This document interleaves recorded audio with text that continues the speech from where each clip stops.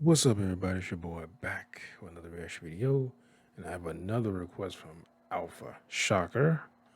He wanted me to react to a video from the Vulcan called SCP-1086, Second Brain Syndrome, Euclid Neurological SCP. Is this like someone like grows another brain in the head? And like, instead of just having another personality like manifest, it like that personality grows like a whole nother brain. That sounds horrible. But anyway, which I'm sure will be, knowing SCP. There's very few like good SCPs. Just like as far as like good natured or just good and bad, you know what I mean? You know what I'm talking about. They all seem, a lot of them seem to be just evil. I see why the what's it called? Was it Global Coalition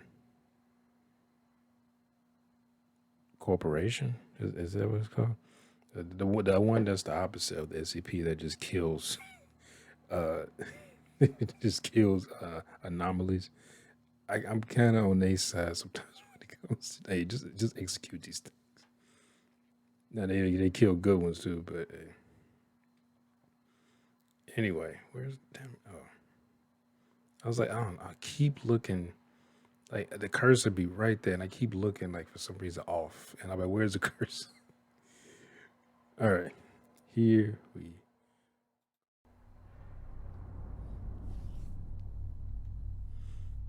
It's so warm, man. It's like 60 something degrees outside. Probably should close my window. Good afternoon, everyone. Oh. My name is Dr. Miller, and the SCP we're going to be looking at today is SCP-1086. Object Class: Euclid. Special Containment Procedures. All instances of SCP-1086-1 are to be contained and quarantined until death. While no method of treating or curing SCP-1086 has been determined, it remains possible. He's like, just keep them locked up until they die. Their life imprisonment. And it's Euclid? I guess it's Euclid because it's been contained. It's not. It sounds like if it wasn't, it'd be a Keter. To prevent its spread, so long as infected iterations are contained as quickly as possible. Due to the time-sensitive nature of containment, any mobile task force not engaged in immediate actions may be activated for purposes of capture and transfer of SCP-1086-1 instances to Central Containment Area at Site-38. In the event of a widespread outbreak of SCP-1086, any facility, foundation, or otherwise with a biohazard containment chamber rated at biosafety level 3 or higher may be commandeered for containment purposes.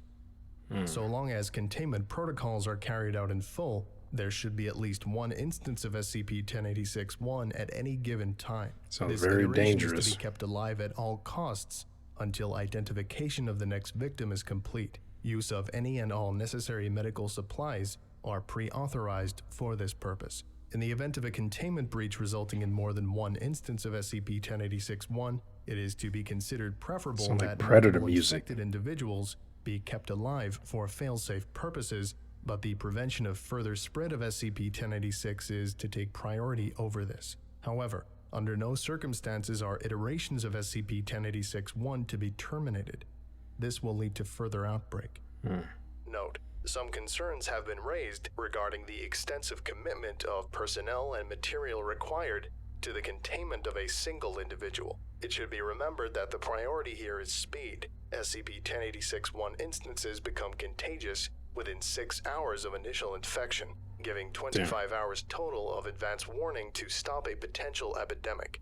Additionally, containment may require seizing control of a specialized biocontainment lab in complete secrecy before administering amnestics to dozens or hundreds of witnesses. Budgetary concerns are secondary. Dr. Head Researcher. This sounds like one of those where if anybody even knows about it, they pretty much are infected.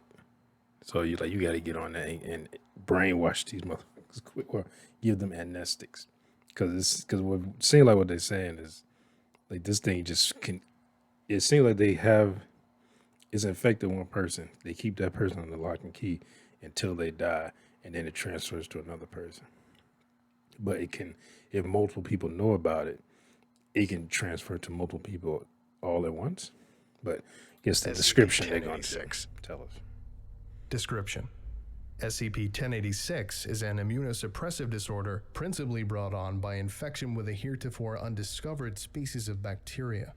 Infected individuals are designated SCP-1086-1. The disease has two primary effects on the human body. First, the disease causes the body to reroute 90% of its leukocytes to a single location in the mediastinal lymph node, forming a translucent gelatinous mass identified as SCP-1086-2. During the formation of this mass, why'd that make me think of like getting because you have some lymph nodes under your arm. You have one under each arm, I think. I know you have them under your arm, and I think you have some your neck somewhere. I think here, because I remember one time I got sick, and I didn't go to the hospital for a while until it just got unbearable, and I was like, I got to go to the emergency room. But my neck swelled up, and the nurse said it was my lymph nodes coming. She was like, and my throat was closing up. She said if I'd have waited probably another 2 or 3 days, my throat would have closed up, and I could have, possibly died of asphyxiation. But it made me when he said that, and it makes a gelatinous mass.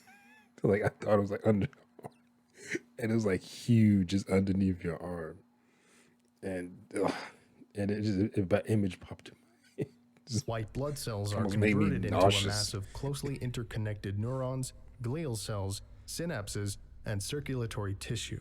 The final mass will be composed principally of these cells and the bacteria responsible for transmitting SCP-1086, making SCP-1086-2 especially dangerous. The bacteria responsible for SCP-1086 has shown total immunity to bacteriostatic antibiotic agents, of course, and a near total immunity to bactericidal antibiotic agents. In those cases in which bactericidal treatments are effective, the bacteria's rapid rate of reproduction effectively nullifies the treatment's effect.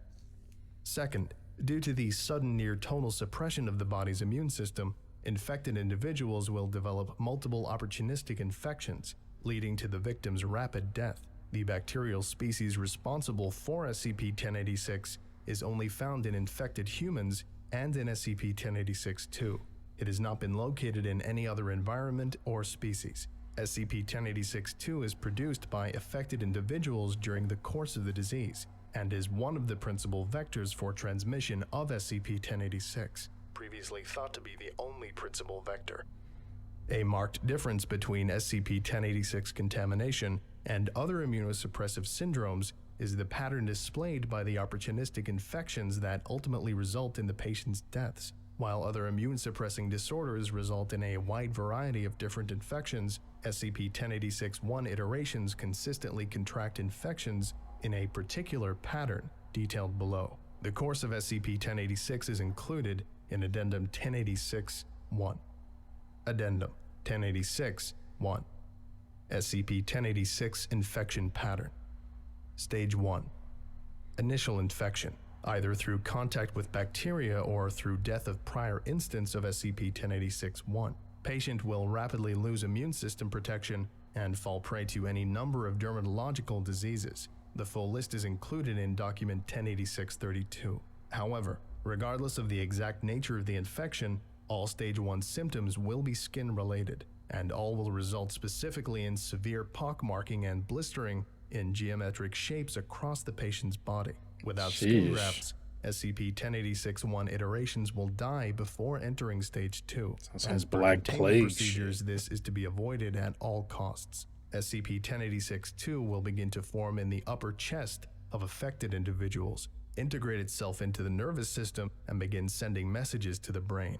This process reverts the body's leukocytes to a pluripotent form and reassigns them as neuronal tissue. This process is very energy taxing and will burn through affected individuals' stored fat deposits quickly. Massive amounts of supplementary nutrition must be supplied maybe I need to some of that. SCP-1086-1 to avoid death at this stage. Infected individuals become contagious 6 hours after initial infection. Stage 2. Beginning of neurological symptoms 18 hours after initial infection. SCP-1086-1 iterations will become intensely feverish and lose the ability to form coherent sentences during most of their waking hours, speaking mostly in rambling passages with no discernible meanings. The words will be clearly spoken, but the sentences will be incomprehensible in most instances. The only consistency in this stage is the insistence on the part of the affected individuals that they are lost, without any further explanation. Most patients will likewise contract conjunctivitis during this stage, though all other symptoms will be neurological in nature. SCP-1086-2 will begin sending increasingly complex signals to the brain, which affected individuals will perceive as droning music and mumbling voices. It is believed that the utterances from SCP-1086-1 are attempts to process or describe these sounds. The subject's brain and SCP-1086-2 will battle for control over infected subjects' bodies, with the brain invariably losing. Stage 3. Total takeover by SCP-1086-2, 48 hours after initial infection. Cerebral tissue in affected individuals will begin to decay to an unusable extent, giving SCP-1086-2 increased control over affected individuals' bodies, particularly the speech centers of the brain. During this time, SCP-1086-1 iterations will begin uttering a name and a series of numbers. These numbers can be processed into rough coordinates describing a location somewhere on Earth. These messages will be interspersed with hysterical periods of unintelligible babbling, believed to be attempts on the part of SCP-1086-2 to request assistance. Individuals will repeat these phrases for 1 hour, at which point SCP-1086-1 will go into convulsions and expel SCP-1086-2 orally. All personnel must wear Biohazard Level 4 blue suits during Stage 3. Any violation will result in quarantine as a new iteration of SCP-1086-1. As infection is almost certain without total isolation from the contaminated environment, infected individuals will enter a comatose state and die within 6 hours after expulsion. 12 hours after the death of one SCP-1086-1 iteration, the individual named during Stage 3 will spontaneously contract SCP-1086 and become symptomatic. All Foundation task forces within the range of the designated location are to converge on the area, locate the named individual, and deliver him, in order of preference depending on the amount of time required to capture the individual, to Site-38, any Foundation location equipped with biohazardous containment facilities, or any civilian facility with equivalent specifications. Task forces involved in such operations are authorized to use whatever means necessary to commandeer such facilities, then call for Foundation reinforcements. Containment of named specimens is paramount. Addendum 1086-2. Discovery and Concealment Record. On July 8, 1994, over 200 small gelatinous masses fell onto the town of Oakville, Washington, USA. These were found to be the initial iterations of SCP-1086-2. Some blob type Individuals shit. were infected with SCP-1086. Foundation personnel surrounded and quarantined the town, and were successful in capturing all contaminated individuals. While the use of amnestic agents allowed for the suppression of news of the event reoccurred 5 more times over the next days. Mobile Task Force Gamma-5, Red Herring, was unable to completely prevent all news of the phenomenon from escaping, but was successful in creating multiple false leads and misdirecting the public understanding of the event. This concludes today's lecture. Thank you for listening, if indeed you still are, and you are all dismissed. Goodbye. Oh, thanks. I guess I'll take my leave. You are all dismissed. Get the hell out.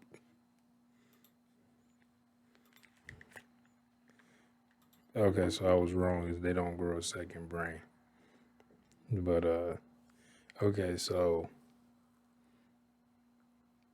it's It's pretty much a disease, or is it well, I mean, I would say infection, but man, disease is pretty much an infection as well. It grabs hold of you.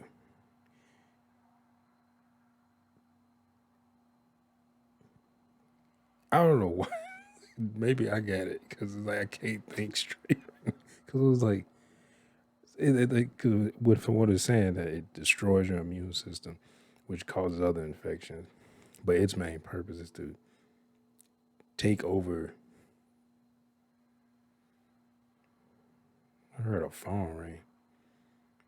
One of my neighbors outside or something. You know, that like a phone just ring outside. He was like, what the fuck? Like it's like 2 and 3 in the morning. But it takes hold of you, takes over your brain. I wonder if it like controls your brain. Like I mean, like it controls you. Like almost turns you into a comatose state. Maybe I missed that because I was trying to read at the same time. I hate that. Maybe I shouldn't do that. I have a tendency. I like watching, having like closed caption on or watching TV. So I like to read while I'm watching something. That comes from when I was a kid. I used to watch. Well, I guess I was minor, but I was like a teenager.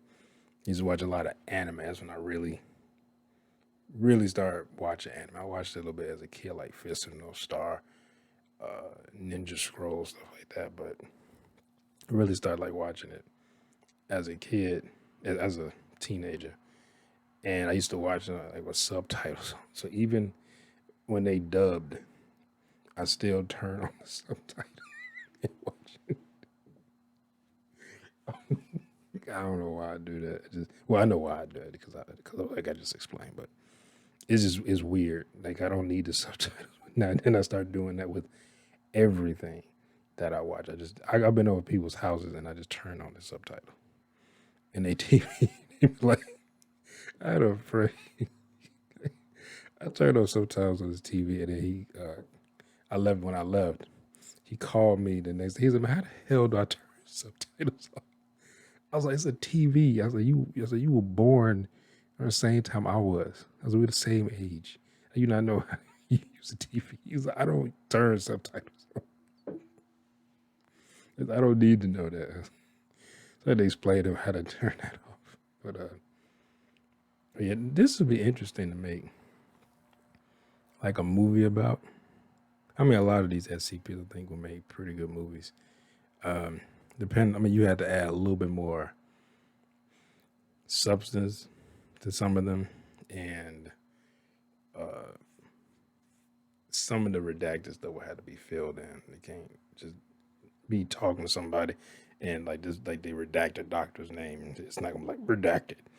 And while they talking in the movie, you don't know what they're saying. But this doesn't seem to be anything like zombie. Like it changes your brain and causes you to lash out. It just seems to infect. It's straight up like it's neurological disease that also destroys your immune system, which causes you to catch other infections from other things because you don't have an immune system, obviously. But that would suck. Like this whole thing. I mean, most of these SCPs would suck to interact with, whether like physical, like neurological, or a physical entity that you come across. Some of these, I watched something earlier about. I don't even remember what SCP number it was. Came out recommended, and I'll look at this. It was a centipede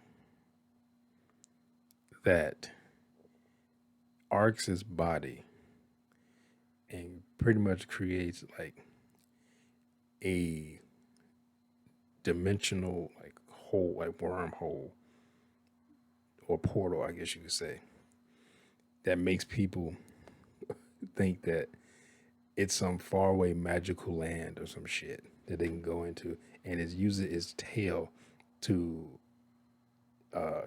like change and look like a wizard, and it also like rubs it has like his tail's like this, and it rubs it together to form speech. Like, so it sounds like a human. And said, "Oh, you are the chosen one," and all this shit.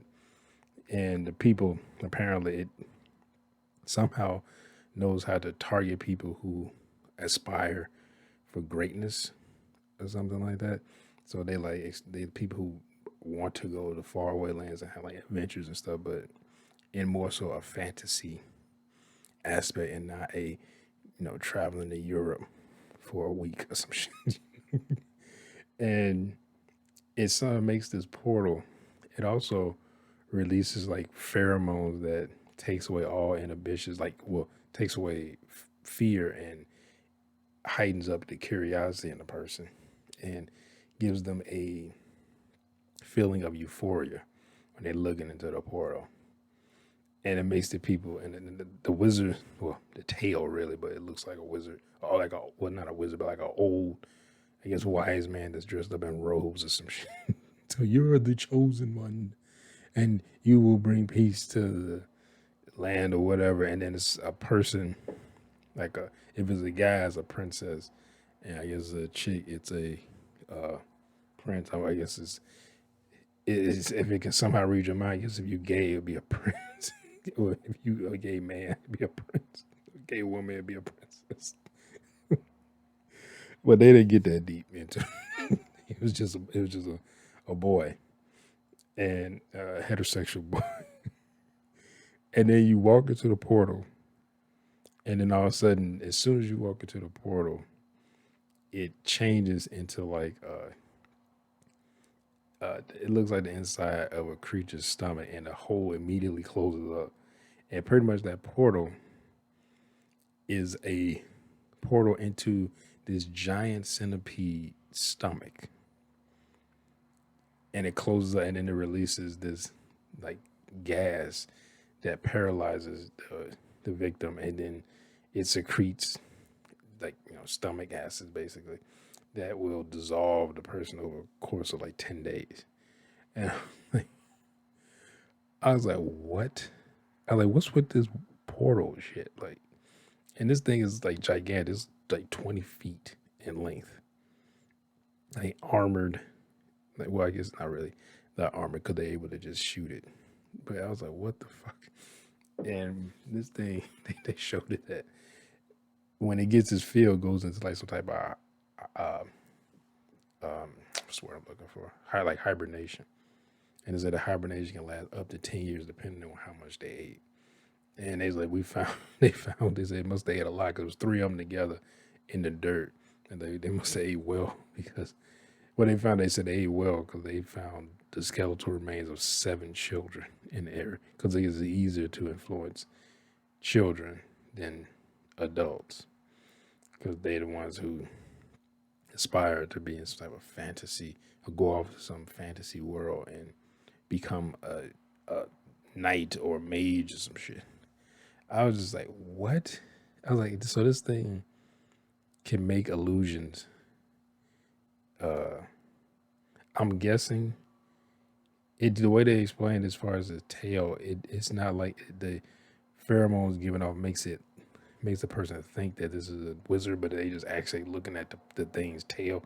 It can like almost change its tail or something to look like an old man, like in robes or some shit.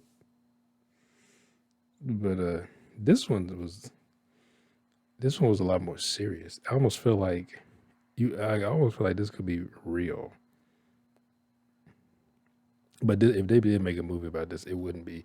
It would be more in the lines of like a outbreak, where it's not like. And I mean, that they have villains technically. Like, oh, I don't care about the civilians infected and stuff like that. All I care about is containing it, that type of shit.